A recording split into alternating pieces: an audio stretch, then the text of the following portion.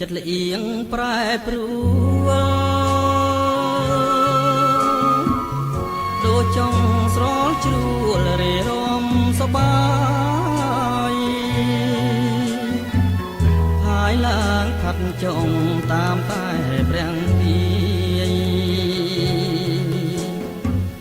រាយមីឆាឆាយគ្មានស្ដាយសន្តិយ៉ាងអោស្រីរូបល្អចិនដូចកែណៃ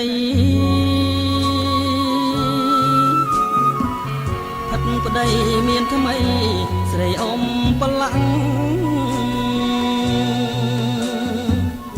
បណ្ដាបាញ់ឈឺឲ្យក្តៅវល់អាំង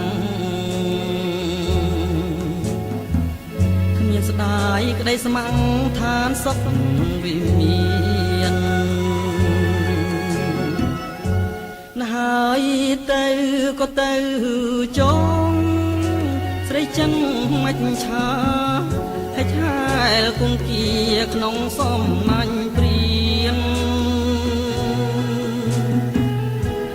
សាបាយអងចិត្តគេនឹងរុញច្រានប្រែប្រានអាស្រូវអាសោជួជាតិគ្មានស្ដាយស្រណងអាឡងពន់ល្អងតាមក្តៅពន់ពងចង់តែពិឃាតហើយទុកកំហឹងខំប្រឹងស្មឹងស្មាត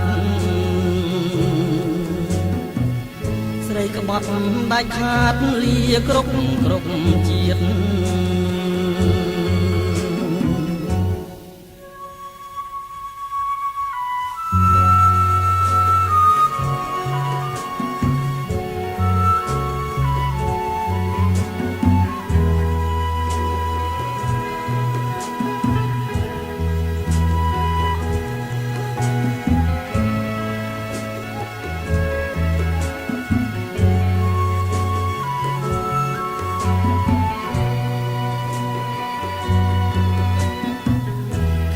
ស្ដាយស្រណងអាឡងពន់ល្អង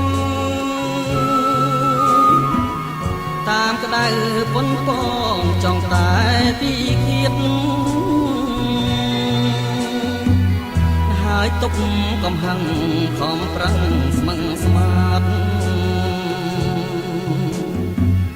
ស្រីក្បត់ដាច់ខាតលាគ្រប់ជាតិ